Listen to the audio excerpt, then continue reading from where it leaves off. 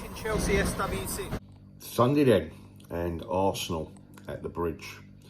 Let's be honest, as a club, they have become a bit of a pokey side, almost become our nemesis.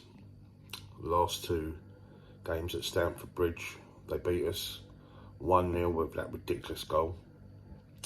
And last season, 4-2, when we had several thousand missing from our attendance because of the ridiculous sanctions. Of course, we beat them at the Emirates. We seem to do well there.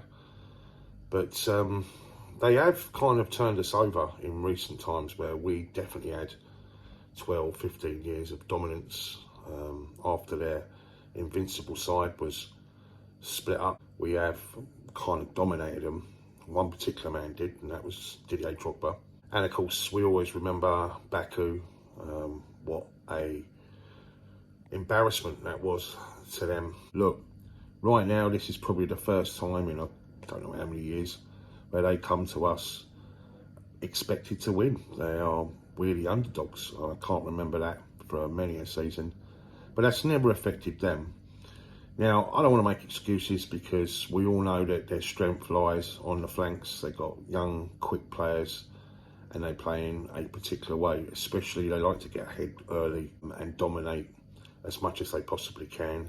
It's the games when they concede first where they tend to sort of slip up.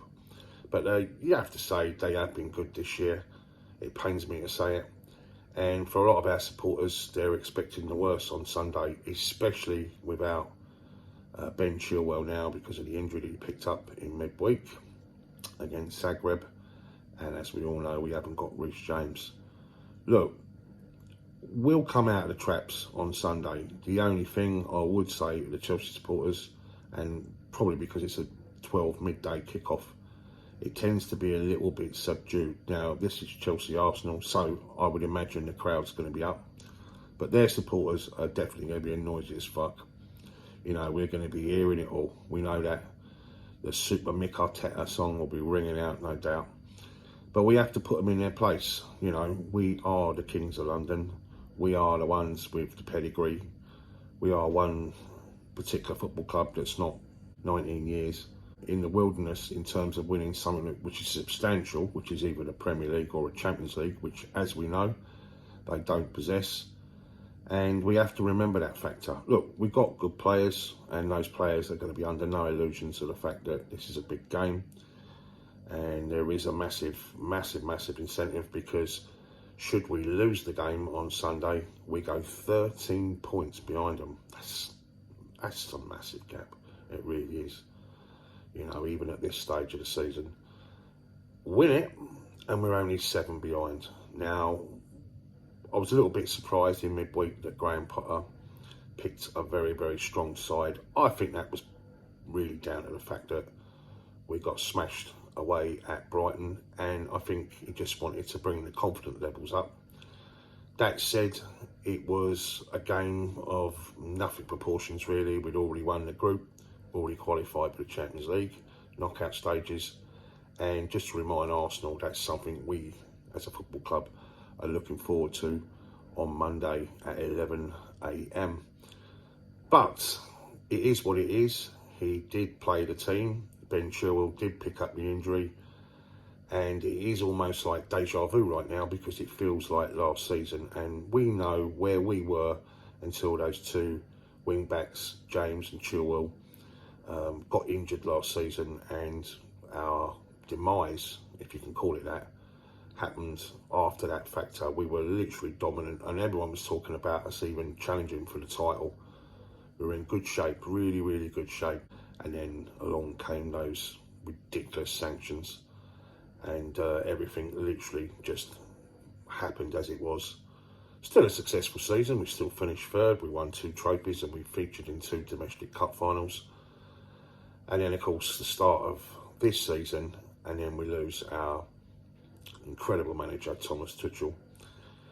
But it's all about Graham Potter. It's all about the future. And it's all about Sunday, 12 noon, for a game against Arsenal, which I have to tell you, for me now, they're almost on a level with Spurs in terms of the club that I detest the most. It more a fact, I think, from their supporters. I think it's all about them and the way they, I don't know, go about things. They're not called Banter FC for any other reason from the fact that they behave in the way that they do. But they've got every right to feel confident and every right to be giving it large, and they will do on Sunday. And that's why every person inside that ground, that's all four sides, Shed, Matthew Harding, West and East, need to get behind the team, give them everything, and I mean everything, push them all the way, because this is a massive game. We've got 3 massive games against 3 massive sides, all in good form, coming up before the World Cup begins. Newcastle, as we know, in great shape. Manchester City, don't even have to say anything about them. I've already kind of half written that game off, to be fair.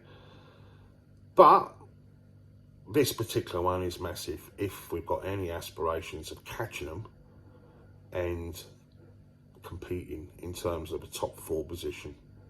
And I say that with the greatest respect, because I think everyone feels that Manchester City are going to win the league this year. And I think that too, to be honest with you. But this is a massive game. We need to put them in their place. London is blue. It always has been. And Sunday, come on the Chelsea. Speak to you soon.